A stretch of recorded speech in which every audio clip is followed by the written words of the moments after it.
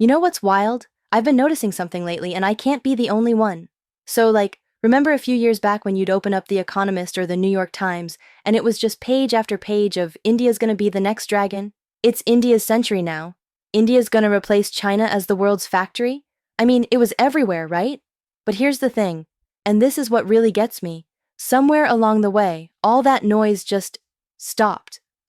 Completely vanished. Wall Street stopped hyping it up, and now when those big shot executives talk about the Indian market, they suddenly get real quiet and start talking about, the weather or whatever.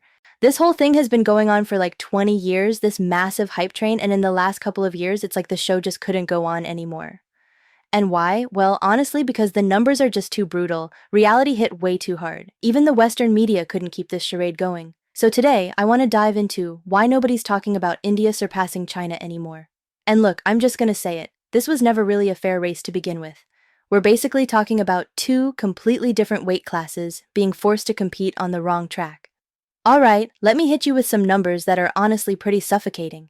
And these are the exact numbers that made Western media finally shut up about this whole thing. Let's rewind to 1990. Back then, they were actually pretty close to the same starting line. India's GDP was like 90% of China's. So yeah, talking about a dragon versus elephant rivalry actually made sense back then. Fast forward to 2000, India had dropped to 40% of China's GDP. By 2020, it was down to 25%.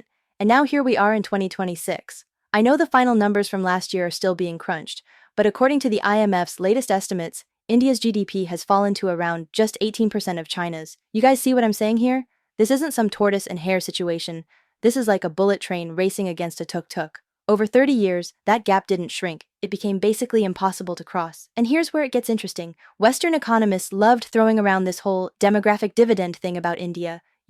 Oh, India's got all these young people, China's aging, so the future belongs to India. Sounds pretty logical, right? But man, that's such a trap, because here's the deal. A young population without proper education and industrial training isn't a dividend. It's a burden, plain and simple. I mean, you've probably seen the news these past couple years about Apple moving their supply chain to India, right? How'd that work out? The yield rates were absolutely terrible. In mainland China, production lines can hit 98% or higher yield rates. In India initially, they couldn't even crack 50%. The phone cases they were making had gaps so wide you could literally slide a business card in there. And this isn't just about the workers, okay? It's the entire infrastructure, power supply, logistics systems, everything's just way behind. You're asking a country where illiteracy is still a major problem to suddenly take on highly sophisticated precision manufacturing. That's just ignoring basic economic laws. Here's what's even more interesting though. Western capital is finally catching on. They originally hoped India could become the next world factory to help them counter Beijing, but what they discovered is that not only can India not take over that role, it's actually one of the shrewdest foreign investment graveyards out there. Look at what happened to Chinese companies like Xiaomi and Vivo, hit with massive fines. American companies like Amazon and Walmart, facing antitrust investigations in India. Modi's government has this very simple, very brutal logic. Your money can come in, sure, but don't think you're taking it back out easily. This whole lure them in and trap them business environment has actually led to Western capital pulling out of India faster than they're pulling out of China in the past couple years. I mean, the irony is just chef's kiss. The West wanted to use India to counter China, and instead India schooled them on what opportunistic socialism really looks like. Okay, so we've covered the economic side. Now let me talk about something deeper and honestly more brutal: geopolitics. This is the real reason India will never become a superpower, and this is what I really want to break down for you today. Pull up a map real quick and just look at India's position. A lot of people think India's got it good, right? 3 sides facing the ocean, controls the Indian Ocean. But if you switch to thinking about land power, you'll realize India's situation is basically hell mode. There was this German geographer, Ratzel, who came up with the concept of geopolitics like over 100 years ago. Basically, for a major power to rise, it needs enough strategic buffer zones. Look at the US, oceans on both sides, no strong neighbors to the north or south, it's like God's favorite child. Or look at Russia, why is Putin so obsessed with Ukraine? Because the Eastern European plain has no natural defenses. Ukraine is Russia's last buffer zone. Why did the Soviet Union insist on Mongolia's independence back in the day? To create a buffer between the Trans-Siberian Railway and China. So what about India? India is basically a plains country sitting exposed on the South Asian subcontinent. Its core region, the Ganges Plain, is completely exposed below the Himalayas. And I gotta be real here. From a geopolitical perspective, China is India's inescapable nightmare. In terms of terrain, China has an absolute high ground advantage over India.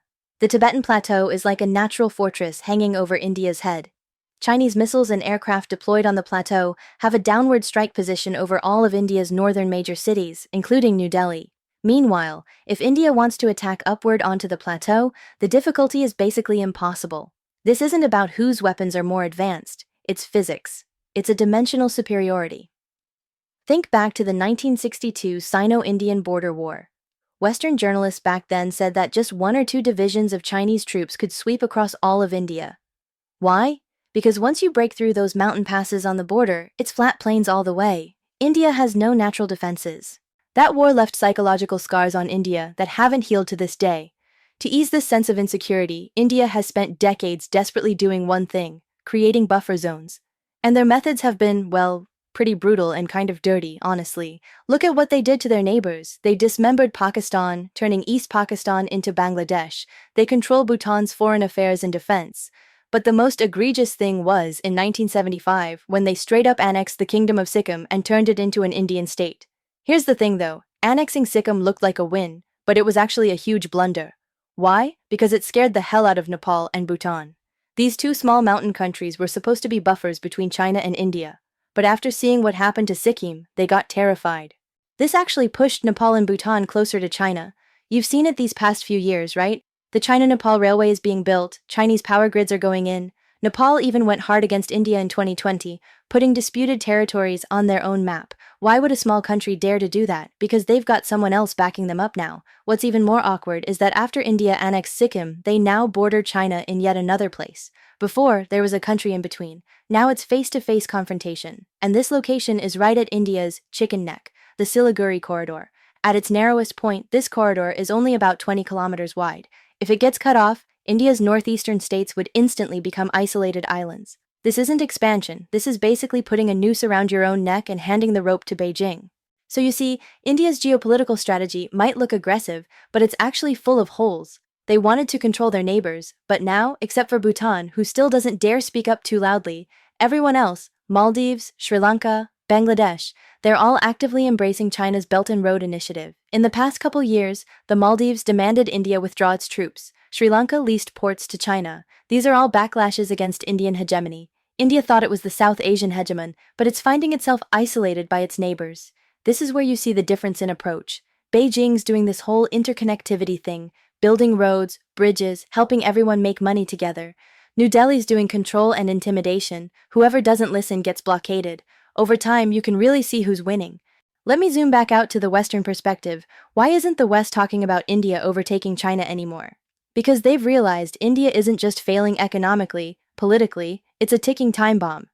Remember what happened these past couple years? Indian intelligence agencies conducting assassinations in Canada on US soil, killing Sikh leaders. If Russia or Iran had done this, the US would have slapped sanctions on them 800 times over. But because it's India, Western countries had to basically hold their noses and take it, making weak protests. But this incident really showed the West what the Modi government is all about. This isn't some democratic ally that shares Western values. This is a country with intense, extreme nationalist and religious characteristics. Today, they can buy Russian oil. Tomorrow, they can send agents to kill people in New York.